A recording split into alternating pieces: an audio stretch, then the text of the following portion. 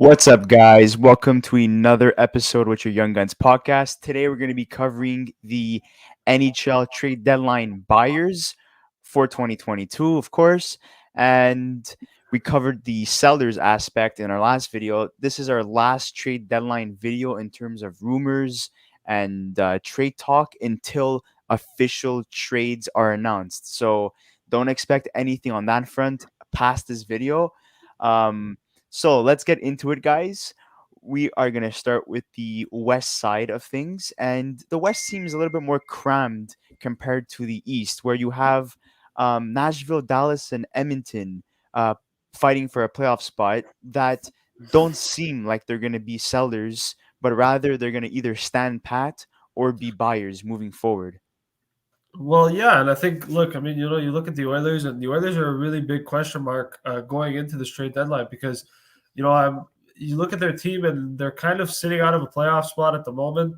A couple of points out, and even at that, like they're not really playing up to expectations for this team, and it's frustrating for the Oilers because you've got a good team. Like, I mean, you've got Evander Kane that you brought in. You've got Connor McDavid. You got Leon Draisaitl. Obviously, your decor is not that bad. The problem is goaltending, and I think with the Edmonton Oilers going into this trade deadline, it's something that they have to look at. And I mean, I'm being honest here. Like, Mike Smith in the game against the Canadiens especially didn't look that great. And Mikko Koskinen's had his up and down years, and Stuart Skinner hasn't really done much in terms of bringing confidence to the Oilers. So I think in terms of Edmonton, if they're going to be buyers to the trade deadline, which I think they will be, I think it's about trying to find a solution to that.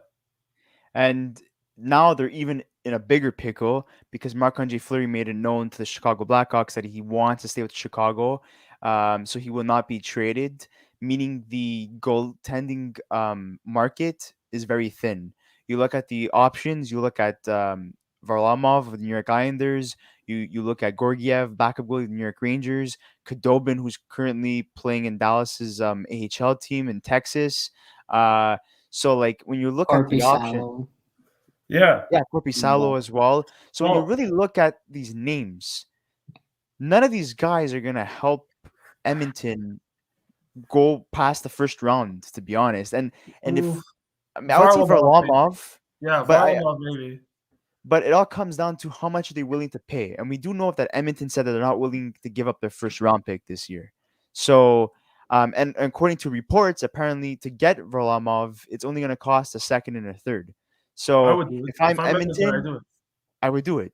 I would Yeah. definitely do it. That's the only thing I would say that they're really missing is a solidified goaltender that gives confidence to not only the defense to move the puck forward and go to the offensive zone and create chances, but also, like, if there's a defensive mistake, you know, knowing that it's not Koskinen and Smith, they're not gonna have to, like, basically, like, crap the bed and be like, oh man, he's either gonna save it or that's gonna be a goal for sure. With a guy like Varlamov, there's more I would say there's more confidence towards the goalie knowing that he's capable of making big saves and he's a proven NHL starting goaltender. That's it. And I think, look, I mean, at the end of the day, you look at the Oilers, and I think that's the only thing they're missing. I know the Oilers defensively haven't been great this season, but I think a lot of that has to do with goaltending. And I think they've played better under Woodcroft. And there's a lot of positives to look at that. But I think if the Oilers can go into the trade deadline and address their goaltending situation, whether it's Semyon Varlamov, whether it's another goaltender as well, they need to find a guy that's going to solidify them in net. And I just don't think that with the goaltending they have right now that they're going to go deep into the playoffs. And that's the truth. So if the Oilers need one thing, it's goaltending, in my opinion. Yeah, and we're not going to mention the Ducks and the Canucks because we spoke about them in the Sellers video. They have a lot of pieces to liquidate that they're willing to liquidate too. So in terms of, like, will they make the playoffs and stuff, if they do make the playoffs, they're not going to make any moves. They're just going to stand pat. And same thing goes for the Dallas Stars and Nashville Predators. They both have upcoming UFAs on their team. There's the whole speculation revolving around Philip Forsberg. He's going to be dealt if he does not sign an extension with the Nashville Predators. For Dallas, will Pavelski be moved if he doesn't sign an extension? There's also Klinberg, who's not happy. He asked for a I trade. So in my opinion, I think these two teams in Nashville and Dallas stay as is, and hope for the best heading into the playoffs. I mean, look, if you're Nashville, sorry, Chris, I'm gonna just say something, then you could go. But Yeah. basically, I was just saying, like Nashville's an interesting one in the sense that they don't really have to trade Philip Forsberg, and I think they're trying to get him signed, but there's been no contact on that. I think Nashville's one team that may just stay put. Dallas is going to be dependent. Dallas has been playing really, really well, and I know that Klingberg wants to leave, but there's been talks now apparently over the last couple of days that maybe they're looking at potentially keeping him to make a playoff run. So we'll see what happens with that. Yeah, they But refer to him as their own rental, yeah, basically. but even if they decide to keep him, I still think Dallas may make a move here because Dallas is the type of team that I think with the right team and they have the right players, and I think Pavelski's playing great, and we see how good Jason Robertson's been. I think Dallas, adding another piece, maybe a depth guy, a guy like and I'm going to say it, Arturi Lehkonen. Maybe that could be a player that they look at that they could potentially add. Another guy that I think about too that they can maybe go after if they want to get some scoring. A guy like Jake DeBrusk in Boston could be another guy that they look at. So there's a few Even a guy like opportunities, or even Nemesnikov from Detroit, I would say that was a good or fit too. even Nick Paul from Ottawa. Maybe they look at him as a depth guy as well. So Dallas is a team that maybe I don't know if they go with necessarily a big name player, but they may be a team that looks for some playoff depth going into the playoffs because I think they're playing really well, and if they can add that, it would be great. Chris, what do you think? Well, what I was going to say is about the Edmonton Oilers. Before that, we mentioned Dallas. Yeah. I mean, a lot of their like decent, like big players are injured. Like Nugent Hopkins is not playing, and neither is Tyson Barrie. So I mean, there's that takes into a play when you're a team like this that's already struggling defensively. When it comes to Dallas, I would see them getting Jake DeBrusk. I feel like he would be a good fit on the team. Pretty cheap too. I don't know what they would give up for him. But and I think another team that they're kind of like in between. Well, not in between right now. They're in a good spot, but I think the LA Kings are also a team that I don't think are going to add anything, and I think they're just going to roll with what they have right now. Yeah, and there's disagree. two players that they've been linked to, and these are not two players that are not going to be traded to the LA Kings just for a short-term plan. It's two younger guys that will make the team competitive for the years to come, and that is Jacob Chikrin, who they've been highly keen on acquiring, and you could see them maybe giving up a guy like Gabe Vilardi in a deal like that. Obviously, it's going to cost a first-round pick and so on, but they're very interested in him, and they've also been connected to Brock Besser as well. So you got a 24-year-old defenseman and a 25-year-old elite sniper. And if you're the LA Kings, you have the pieces to make those moves. And not only are you acquiring two significant players that are going to impact the team now, but also in the future. Well, that's a good point. But I think with LA, watch out. Like I know, Chris, you said you don't believe that they're going to make a move. I think they might, and I think the reason for that is because I don't see them making a big move to get like Chikrin. A team that's like just on the they just started winning. You know what? They're playing well, and I think they're kind of like that team that adding a piece like Chikrin now would benefit them now and in the long term. You got Kopitar, you have Dowdy still on the team, you have Braun, you got aging veterans in the team, and you can still win with those guys. So I know, but I mean, giving up this year's first round pick probably wouldn't be a big of a deal because they'll probably make it far. Look, you make a deal with you're going to be giving up more than just this year's first round pick if you're trying to get Chikrin. There's no guarantee that next season they're all going to play like how they've been playing this season. It might all go sour.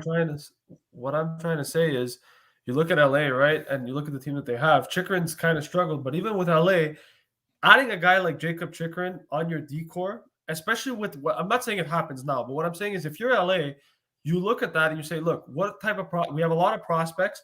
What's the guy that we're willing to move? Well, there's Alex Turcotte, who's been up and down. Maybe you look Vilardi too. For Chikrin, Gabe Vilardi, your first round pick. LA have the pieces to do it, and I know that they've already kind of been on a rebuild a little bit, but they've played really, really well this season.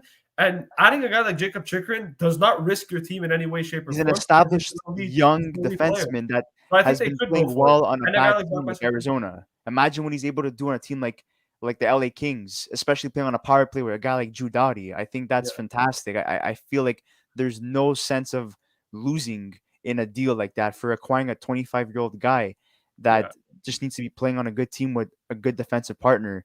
And even acquiring a guy like Brock Besser, who is an elite sniper, and he's only 25 years old. I mean, I just don't see where LA loses in both scenarios, whether if they get both or one or the other. I think it's just going to help them short term and long term. But I also wanted to add one last thing going back to Dallas. They've been very keen on acquiring Jeff Petrie. There's been links there. There's been scouting on him too. So look out for that as well.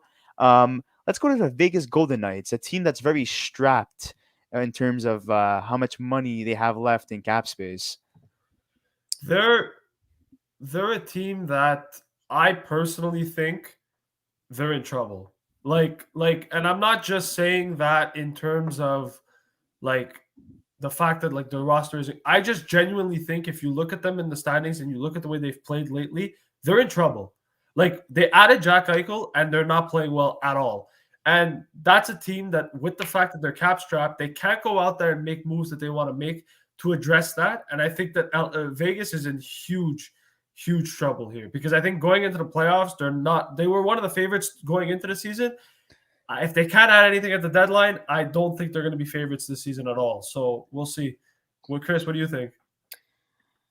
Listen, I mean, I think getting Jack Eichel was a stupid move. Unnecessary. Yeah, unnecessary. Well, I mean, because you didn't give up any of the big salary guys to get a big salary player, So, right now, you're stuck with Max Pacioretty. Actually, his contract's not that bad. He's only signed for 2 more years. But, you have Pietrangelo for $8.8 million until he's, 37. Yeah. Then you got, Mark Stone. He's injured right now, $9.5 million until he's 35 or 36. Then you have Alec Martinez at 34 at $5.2 million for the next 3 years. These are big contracts. Shea Theodore is actually, that's a good contract. But a lot of these guys are 32. You got Carlson, Marshall, so yeah, 5-6 million a shot. And that's for Martinez, guys who they're good, but this, for what's going on right now, there's some guys that are injured that score some goals and they're a major help on the team, but it's looking scary right now. If they're losing now, God knows in 2-3 years from now what's going on. And I feel bad for Jack Eichel because he went from one rebuilding team. I don't think he wants to go through that again. And the problem with Vegas Golden Knights is that from the bat, they were a competitive team. And because they were competitive, they parted ways with a lot of prospects like Krebs, Suzuki, Brandstrom, and so on. Glass as well. So a lot of significant prospects. You look at their prospect pool, it's not the greatest as it once was before. So this is a team where if they're not able to move any players with term and with a large cap hit heading towards this deadline, they have no choice to stand pat and hope for the best, that when Stone is healthy and the team starts building chemistry once again and starts playing consistent hockey like they did at the start of the season and all the other past years, they have to hope that they have a successful playoff run like they did for the last couple of seasons, because if not, they're going to have to reassess their whole situation in the offseason and be like, okay, Carlson, Marchessault, guys with contracts that are not our franchise players, even though they're good players, we have no choice to part ways with them and try to get as many assets as possible, because here's the thing though, because right now you have, regardless of who they trade, that's a big contract, is a big factor on the team. So for them, I to be honest, it's a lose-lose no matter what. Because if you're getting rid of Pietrangelo, that's still a solid guy on defense, and you're not gonna get the return you want. If you get rid of Mark Stone, that's another solid guy on offense that you probably won't get the return back. Pacioretty too. I think there's one guy that if they do decide to trade, just because they need to move cap space, I think if there's one guy they trade, it would be Riley Smith, because he's got a year left. Smith, and I think he's got a cap hit of $5 million. Maybe if they have to move somebody, maybe Vegas looks at Riley Smith and says, you know what, I think for this year, we're probably not going to bring you back anyways. We might as well just move you maybe to another team that's contending for the playoffs, and just to free up some cap space there. That's probably the only thing I see Vegas doing. But besides that, yeah. Well, I think Martinez too. I mean, 5 points for and I think they just signed him though, so I don't know if they would. Yeah, they just signed him not long ago. And Yeah. one fit for Riley Smith that I do see being a potential fit, and he has played for this team in the past, are the Boston Bruins. They're lacking a right winger in the top 6, apart from Pasternak, to really solidify the second line.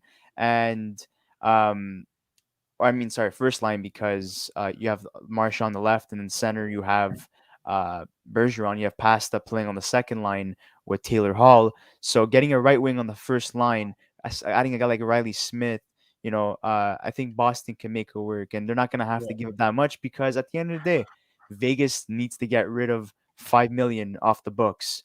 So I mean, they need to get rid of more than that, but yeah, of course. Start with $5 million. Okay, so moving on to the next team, we have the Calgary Flames, a team that already made a significant move. They added Tyler Toffoli a couple of weeks ago. That's been paying off. He's been pretty much a point per game player, scoring goals left and right. So that seems like it's been a move that paid off. And not only that, he has term left on his contract. So they're gonna love having on his team for a couple more seasons. But in terms of what else they could add, they don't really need to add anything. They're doing fantastic. But if they were to add something, it would be defense. And two guys they've been connected to is their ex-captain Mark Giordano, who is set to lead the Seattle Kraken, and Ben Sherratt, who they almost traded for, and it was supposed to be this big blockbuster deal that included Toffoli and Sherratt, but things fell apart, I guess, and they just traded for Toffoli. But the interest still remains for Ben Sherratt. So those are two defensemen that you have to look out for the Calgary Flames. I think if Calgary, makes a move, I don't know if they go for Ben Sherratt anymore, because I know that the asking price is a first round pick, and I don't know if Calgary already traded away their first round pick to Montreal. But what I'm trying to say is, I don't know if they necessarily go the Ben Sherratt route anymore. One guy that I think could make a lot of sense, obviously Mark Giordano, that one would be cool if they can bring a reunion back to him. But one guy that I think makes sense as a cheaper option could be a guy like Calvin DeHaan from Chicago. He's a guy that's drawn a lot of interest lately, and he's looked really good. And I think that if you're Calgary, you want a cheaper option, maybe a guy who can play on your third pair, penalty kill, maybe even on your second pair or whatever.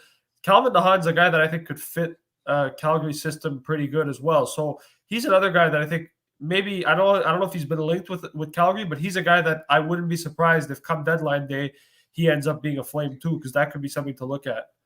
And moving on to the next team, the Minnesota Wild, a team that Pizzuto has said multiple times that they do not have a lot of cap space to work with. So the team hasn't been playing the way that they have been since the beginning of the season. Things have been starting to slow down. They're starting to lose a lot of games against games that they should be winning, essentially, and they're starting to drop down in the standings. Will they make the playoffs? Of course, they still will make the playoffs. They're not a bad team by any means. They're still fantastic. They're having a great season. But I heard, a lot of the Minnesota fans, especially the ones that checked out our Why Are They So Good Minnesota edition.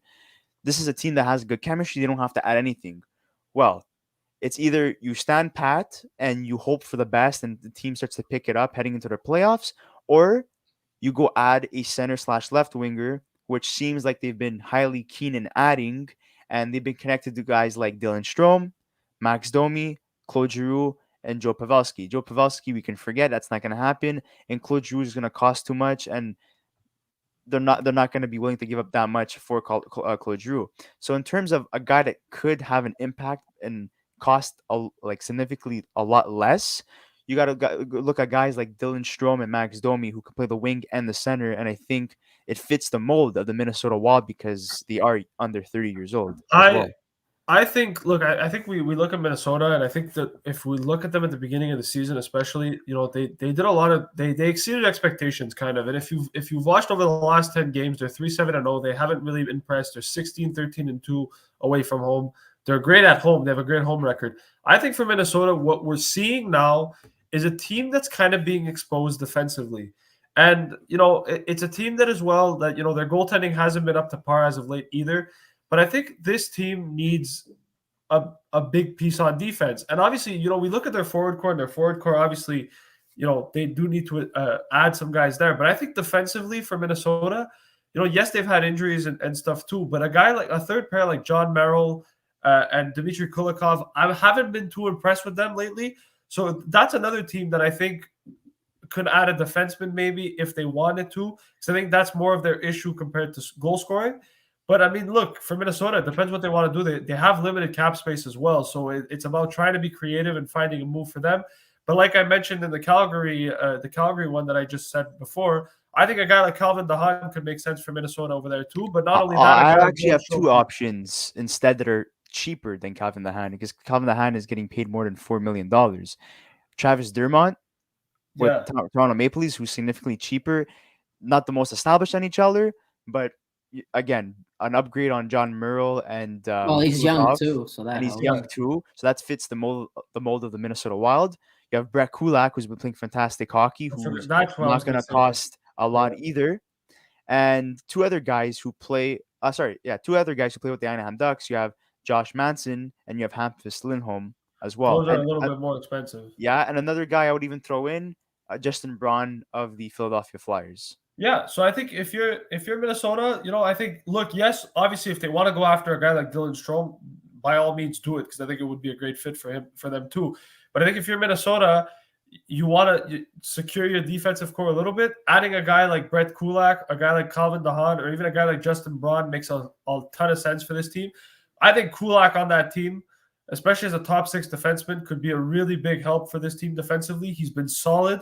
So I think he could be cool, or a guy like Justin Braun as well. So those are two guys that I think Minnesota. So we're going to move on to the next team, the St. Louis Blues, a team that I personally think is not going to be really active at the deadline. And the two significant pieces in terms of trade bait that they've been linked to are Jacob Chikrin and Ben Sherrod. So defensemen. Will they acquire any of the two? If I had to choose between both, my best bet would be Ben Sherrod, because at one point they were the heavy favorites to land. They still are. They still are one of the favorites. Okay. Yeah. But I mean, now there's been probably more interest from other teams like New York Rangers and Florida Panthers and Carolina Hurricanes. So, Elliot Friedman said, I believe yesterday, that St. Louis was still like really heavily interested in him. So we'll see how that turns out, whether they decide to pull the trigger on a deal or not. But what's the price for Ben Sherrod besides a first? I believe it's a first and a prospect, but the asking price has been different. I think teams are trying to push themselves away from the fact that they have to trade a first and a prospect. So maybe Montreal has to come down on their asking price, but I guess we'll find out. But his asking price has been a first and I think a B-level prospect. So I don't know what the official trade's going to be when he does get traded, but Montreal has said multiple times that he will get traded. Kent Hughes said in an interview yesterday as well. So he's pretty much gone. It's just a matter of when, not a matter of if. Yeah, and we're going to move on to the next thing because there's really not much to talk about the St. Louis Blues. The Colorado Avalanche, who've been linked to basically everybody. They've shown high interest in Claude Giroux. They have shown high interest in Thomas Hertl, Joe Pavelski, Terry Lehkonen, Kale Clutterbuck. Basically left wingers, if you really look at it. I mean, apart from Joe Pavelski, but like also guys who could play center. So I mean, but now my question is that who would they? They have $2 million in cap. Like, who are you giving up? I mean, I know what the prospects they're willing to give up in terms of players with significant cap hit. I have no clue. Because like Giroux, I mean, unless they eat up a chunk of his salary, which I doubt they'll do. Or maybe they will actually. If they do, then Colorado's gonna have to pay a lot more. There's a guy that play. First of all, I think if they get Giroux, they're getting him a retained salary. But I think not only that, there's a guy on Colorado that's kind of struggled, and I think he's still young enough that I think Philly would be interested in him. But a guy like Tyson Jost might be a guy that goes the other way, along with a few prospects as well. I know there's New Hook that was linked. Even Bowen Byron's been in. Yeah, so obviously recently. I think their first round pick essentially as well. Yeah, but I'm saying in terms of adding a contract, if we're talking about adding a contract, I think Tyson Jost is the guy that they would add to a deal in order to make the salary cap work to some Even extent. JT Miller, they've been interested in. Like Yeah, basically all the top fish in terms of forwards, they've been interested in. And these guys are guys that play two-way styles, right? So they're equally they're equally as good offensively as defensively. So they're able to play two ends of the ice. They're able to come back, play defensive, to block some shots. Good on the penalty kill, but they're equally as good on the power play as well. They're able to get yeah, goals and so on. I Are agree. they? In terms of like even Arturi Lekkinen this season is like his best offensive season. So he's shown that he's been more of a two-way forward this year than any other season he's played with the Montreal Canadiens. So that's interesting as well. We're gonna move to the East now, and I mean it's already kind of settled who's gonna make the playoffs because everyone below the Washington Capitals, I really highly doubt that they Yeah, they're not miraculously get making like it. 10 points to catch up to the Washington Capitals. So we're gonna start the Washington Capitals, who are tight on cap, and they've been linked to two guys only, from what I've read in terms of reports. Kale Clutterbuck. Sorry, not Kale. I mean, he would be a good fit with them too, actually. But Turi Lekkinen and uh, I think his name is pronounced Jan Krok, or whatever his name is, from the Seattle Kraken. Yeah, Young Croak. Yeah, yeah. But even I would Okay, even okay. throw in Kale Clutterbuck as well. All three of these guys are essentially not more than third line players. They're very strong defensively and they have some offensive upside. But the thing is that they need goaltending. And Marc Andre Fleur was highly sought on their team. They were trying so hard to trade him, but he kept on nixing a deal to go to the Capitals. And we all know why, because he used to play for the Pittsburgh Penguins. So, I mean, I think they're just stuck with the goaltending they have. Is the goaltending do it bad? No, they're not. They're just young. They're inexperienced. Like you got to give them time. But in terms of thinking about time, Ovechkin doesn't have much time left. Oh, listen, there was Nicholas Backstrom also doesn't have a lot of time left. there Oshie was doesn't have a rumors lot that of they're time left. getting rid of their goalie as well. Yeah, like there's even been rumors that they're thinking about moving Eli Samsonov as well. So like it's very weird the situation the Capitals are in, because I know they went through a slump at one point. Now they've been slowly picking it up, but I mean they were first in the Metropolitan at one point in the season, and now they're in the last wild card spot. So I mean, is this a team that I really see necessarily going far in the playoffs? Not really. I don't think, I'll be honest with you, I don't think Capitals are gonna make that many moves. I think I they just stand bad. I think they're gonna stay put. I mean, look, like you said, they tried to go after Marc-Andre Fleury. Maybe they're still gonna go in the goaltending market, but I think Vanacek has played well enough this season that maybe they'll try to see what he can do going into the playoffs. I know Samsonov has been up and down. But I really like Vitek Vanacek as a goalie, so I think the Capitals have something there. But besides that, I don't really think the Caps are going to make a move. If they do, it'll probably be a depth move.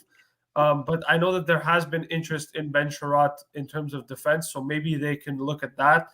But besides that, I don't know how many moves the Caps make. In my opinion, I just don't see them making a big splash. But I mean, you never know. The Caps are the type of team that, last year too, nobody expected them to make a move, and then they traded for Anthony Mantha. So, don't underestimate the Caps until the end of the And again, trade. to reiterate what I was saying, by no means are the Washington Capitals a bad team. They're just a team that's in a funk right now.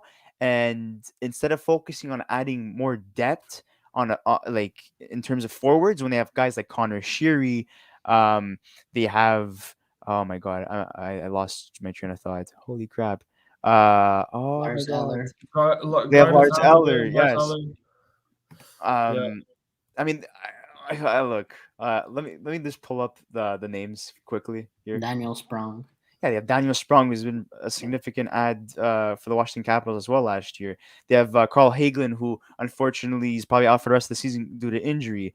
You have Connor McMichael. You have Nick Dowd. Like you have Hathaway as well.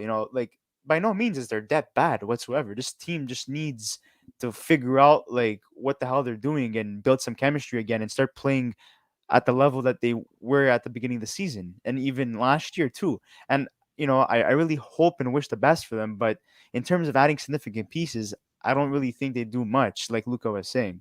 So Yeah. moving on to the next team, we have the Boston Bruins, who I've been highly trying to acquire and have a lot of interest in trying to acquire a second line center ever since David Krejci left. And the second line with Hall and Pasternak hasn't been the best this season. It struggled at times. They've been connected to guys like Thomas Hertl. They've been connected to guys like Claude Giroux, even Joe Pavelski at one point, JT Miller. Yes, they need defense too. They've been linked to guys like Mark Giordano, Ben Sherratt, Josh Manson of the Anaheim Ducks. So like they're really like trying to dip their foot in everything, and this is like a core that's aging.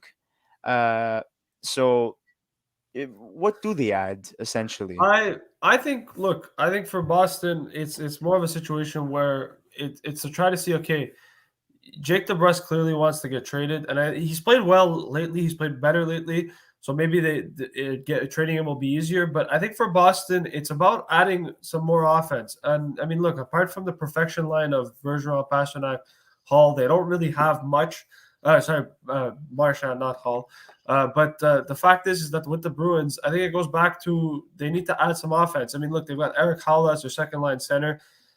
He's been okay, but I think if you're Boston, a center is a guy that you look at. Obviously, a guy like Claude Giroux would make a lot of sense for the Bruins. I don't know how willing they'd be to go after a guy like that, but I think a guy like Claude Giroux in Boston could definitely help their team moving forward. It's just a matter of whether the Bruins want to actually make a move like that. I think two guys on the right wing, like I was saying before, that they need to add a guy on the right wing to play top line minutes because I feel like Craig Smith is a third line player at most, and he's playing way too up in the lineup right now.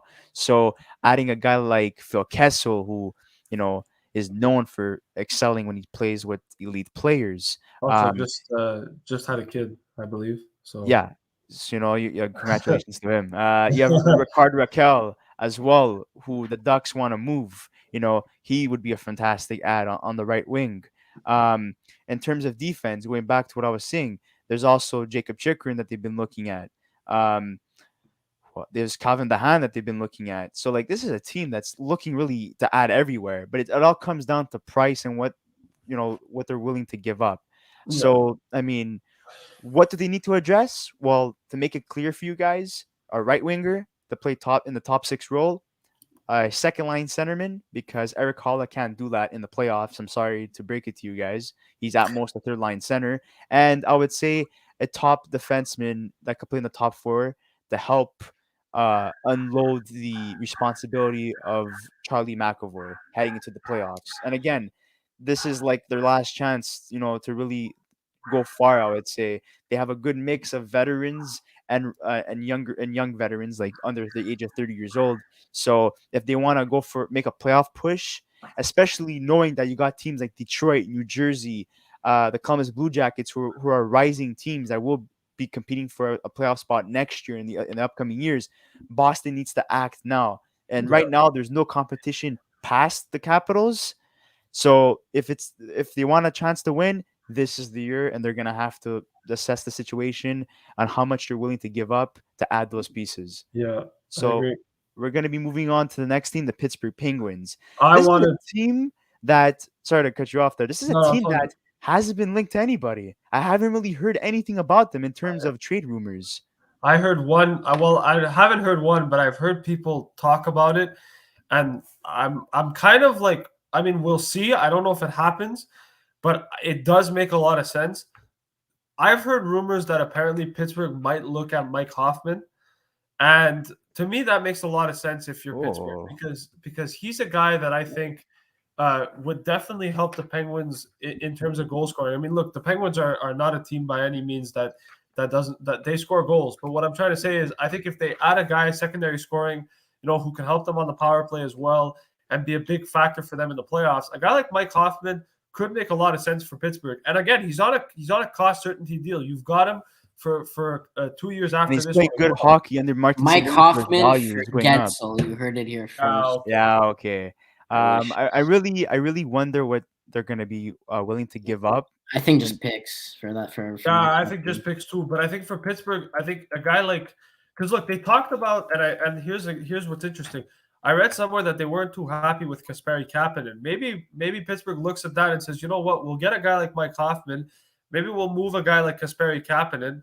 to make room for a guy like Mike Hoffman. And maybe that's what Pittsburgh decides to do, because I think, look, they haven't been too happy with Kapanen. And I think Hoffman is a better player, and he's a guy who's going to score goals for the Penguins. So I think he's a guy that if Pittsburgh do decide to add, it could definitely be And if him. Kapanen could go Montreal's way, I think he would form a fantastic partnership with Martin St. Louis and the young core that they're trying to establish. And he's fast. He's a speedy forward too, so he can be a guy that. That's exactly what they want. They want to be more skilled and quicker. So I think that's a former fantastic Leaf. suggestion. I don't know about that. I don't really care about that, to be honest, because I think he's an underrated and underappreciated player that just needs to play on the right team. Listen, I mean, if you're not playing well with Crosby and Malkin on your team, I mean, who says he's going to play great on maybe Montreal? He needs a bigger role, but we'll see what happens. Moving on to the team that literally wants everybody, the New York Rangers. They want JP Miller. They want Ben Sherratt. They want Claude Giroux. They want Thomas Hertl. They want Jacob Chikrin. And they're willing to give up a lot. Like there's Kraftstoff that's available. You have Hertl, their own first round pick as well. I think we've talked about the Rangers too much lately. I think we all know what the Rangers want. We all know what they're willing to give up, and I think they want everyone. They want everybody. They're willing to trade half their roster to do it, and like whatever. But I think honestly, I think we're repeating ourselves with the Rangers again. I think we all know like the same position that they're in. We'll see what they do, but I think the Rangers are going to be probably the most active team at the trade deadline. So yeah, they're all willing to give up pieces like Lundqvist. There's also maybe even rumors that Capco could potentially be moved as well. Who? Capo. Yeah, Capco. Yeah, sorry. Chris has his own beef with Capo, calling him a bust. That's a guy that needs a change of scenery, that needs to play top 6 minutes and instead of playing the bottom 6, because as you know, the top 6 in New York is solidified, and there's no way that Capo could crack that top 6. So you could see him potentially being moved in a big deal, or maybe that happens in the offseason. So moving on to the Carolina Hurricanes, a team in my mind that doesn't really need to do much, but apparently they want to add defense, and they've been linked to Ben Sherratt. Yeah, they've been scouting. They've been scouting Habs games over the last. I believe it's been the last week that I've read that they've been scouting Canadiens games. So, or the last couple of weeks actually. So that's something to definitely look at if you're Carolina. I mean, look, they don't have a first round pick, so does it? I mean, look, you know what? At this point, well, I mean, technically they do. It's Montreal's. Technically, Montreal has their first round pick, but realistically, Arizona does actually. Well, yeah, but theoretically, it's actually Montreal's, which then got transferred over to Arizona. But the point is, Montreal had their pick at one point. I don't know what they decide to do with Ben Sherratt. I think if they do get him, it could be a pick of next year that maybe goes the other way for Ben Sherratt, a 2023 pick. But I'm not sure. I don't know. But yeah, Carolina adding another defenseman. I mean, in my opinion, I think their defense is already stacked. But hey, if they want to add more, you can never have too many defensemen. So let's move on to the next team then, the Toronto Maple Leafs, a team that's very interesting because they're falling. They're falling hard right now. They're just, I think defensively and goaltending wise, it's looking very scary. They're still winning games. Because their offense, in my opinion, is fantastic. Probably top 5 in the league. But in terms of defense and goaltending, it's been inconsistent. And if you want to move past the first round, which they failed to do the last 5 to 6 years, you need good defense and you need goaltending as well. This team's Campbell, I feel like he's eating way too much than he can chew on right now. He's a good goalie. I like him. But Mrazek is not keeping his end of the bargain, and I think they need to part ways with him in a deal and try to acquire an established goaltender. And my pick that's not going to cost less, and I think he's better than Mrazek, is Georgiev of the New York Rangers. Mrazek doesn't know where his posts are. So I think adding a guy like Georgiev would be a fantastic pick. I think Georgiev would be great as a backup goalie for the Toronto Maple Leafs. The Toronto Maple Leafs just prove that offense does not win games. And in the regular season it does. What they need is they need, first of all, Jake Muzzin. I don't know how long he's out for. Yeah, he's going to be back for the playoffs. He's been skating, so I mean we'll see. That is why they're not playing the best. I mean, especially their defense, the way they do play when he is there. Like when he's not there, you could tell he's missing. I see them getting Max Domi, to be honest. I Yeah, think that's the number and one. again, that's a mistake because If the Leafs don't that get shouldn't anything be other their than defense, they're stupid. That's yeah. it. They're And, stupid. and and look, I think Dubas has created a fantastic team over the last couple of years with the Toronto Maple Leafs. But there's one thing about him that kind of ticks me off, and probably Toronto Maple Leafs fans as well. Why is he so stubborn to add to his defensive core? If Well, you add like a guy like Ben you could Sherrod, always Yes. trade offensive pieces to get Domi and then maybe do something else to get a defenseman. bro, Like I'm I see sorry. them No. doing Leafs- both. The Leafs I have think a guy like already enough Domi is offensive not what they talent. need right now. They need a defenseman, a guy like Josh Manson, Hampus Lindholm, Calvin DeHaan, Ben Sherrod, guys who could have some offensive upside, but they're known to be more defensive. You know, they need guys like that. If They just if can't go into the playoffs yet again. We're only relying on Muzzin. Muzzin has too much to carry, too much responsibility in terms of being the ultimate defensive defenseman. He Well, needs Morgan a better Riley is guy. probably their best defenseman. I Yeah, wouldn't but say what it's I'm trying to say Muzzin. is He's more offensive than defensive. That's the problem. I'm gonna be completely honest. If the Leafs don't add a defense, if the Leafs don't add anything, fine. But if they don't add a defenseman, or if they add a forward over a defenseman, you should just fire Kyle Dubas tomorrow. Like, I'm sorry, but it's the truth. Like, this guy's gonna go into round one Add again. Mark with the same- Giordano. He's not gonna, like Yeah, he has the veteran if the Leafs experience want to too. be He's a good successful, they have to player, add good defense. defensive That's player, it. has some offensive upside. it. Like do something. Do Yeah. something. I on They agree. have defense. they have $4 million in cap space currently, but that's because Jake Muzzin is. But not- instead of being highly interested in defensemen, it seems like they're more interested in JT Miller and Max Domi, which yes, they will help offensively, but it does not resolve their defensive problems. Anyways, I'm Yeah. done talking about them. The Tampa Bay Lightning, in my opinion, I think they're good as they are. I think the moves they made in the offseason to replace guys like Yanni Gourde, Blake Coleman, Goudreau, and adding guys like Perry, Belmar, and so on. I They don't think have cap space either, so they don't have cap space, so don't expect anything from them. Let's move on to the last team, the Florida Panthers. They are interested in John Klingberg. They're interested in Ben Sherratt. They're also interested in Claude Giroux. They're interested in a lot of people, even Mark Defense. Giordano, um, Calvin DeHaan. They're willing to part ways with Owen Tippett in a deal in order to acquire one of those big pieces. How would he, and even an interesting I guy. could see Owen Tippett in like next year's first round pick going for Sherrod. I could see Yeah, that. it's possible. I don't know about that one. Well- I don't know about both. You get one, but you don't get both. That's how I see it. For They are Sherrod, so that's how I see it. I could they are be wrong, so but that's how I good. see it. They're so well off offensively that they could get rid of a guy like Vetrano or Owen Tippett, or I don't even know who else they could really give up. Maybe To in me- terms maybe a prospect or something. But just to add to their defense, adding one more piece like Ben Sherratt. They should give us Lundell for Sherrod. That would be Yeah, right. Yeah, okay.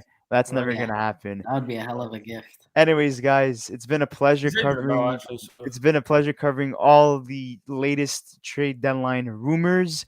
Expect trade videos instead of rumors. So official news finally heading into the Hopefully. deadline. And we just wanted to say thank you so much for supporting us. Let's get to 500. We're almost there.